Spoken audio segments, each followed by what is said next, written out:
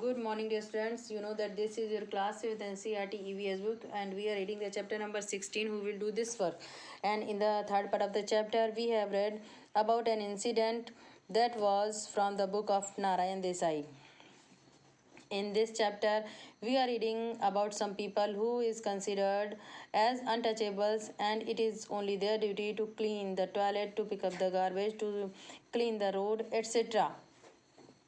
And this work is done by a particular community. That is why Mahatma Gandhi, Mahadev Bhai Desai, Narayan Desai and his team all tried hard, but they all tried hard for removing this system.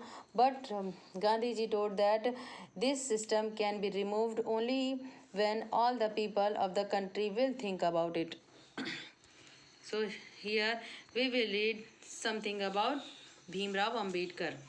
You know that this is Bhimrao Ambedkar. This is the picture of, and now I want to tell you something about him, such as he was born on 14 April 1891 and he was died on 6 December 1956. Popularly known as Baba Saheb Ambedkar, was an Indian jurist, economist, politician and social reformer who inspired the Dalit Buddhist movement and campaigned against social discrimination towards the untouchables, that are also called Dalit. So here we will read a short story of Bhimrao Ambedkar. Narayan and Gandhiji discussed all this many years ago. A childhood story. This story is almost 100 years old. 7 years old Bhim went to Goregaon in Maharashtra with his father to spend his holidays. He saw a barber cutting the long hair of a rich farmer's buffalo. He thought of his own long hair, so he went to the barber and asked for a haircut. The barber replied, If I cut your hair, both my razor and I will get dirty. Oh, so to cut human hair can be dirtier than cutting the animal's hair? Wondered little Bhim. Later, this little Bhim was known as Bhim Rao Baba Saheb Ambedkar. He became very famous across the world. Baba Saheb fought for justice for the people like him. After India's freedom, the constitution was prepared under the leadership of Baba Saheb.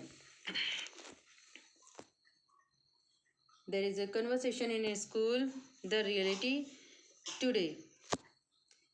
There is a girl, Hetal. She is telling, I am Hetal and this is Meena. We both study in class 3rd. Question, what all do you do in school? Meena, we clean the ground. The question, do all children clean? Hetal answered, no, not all. Meena tell, we also have to clean the toilet. We do it on different days. I clean on Monday, she does on Tuesday, and she on Wednesday. All the children from our community do this. Then Hetal said, we have to carry 20 buckets of water for this. We have to sweep and wash. The question, why only you? Why not all the children? Hetal answered, only we have to. If we don't, we get beaten. Now, some questions are there. First of all, I want to make you understand something, that here two girls are there, Hetal and Meena. They are telling that they are studying in a school in class 3rd, but they both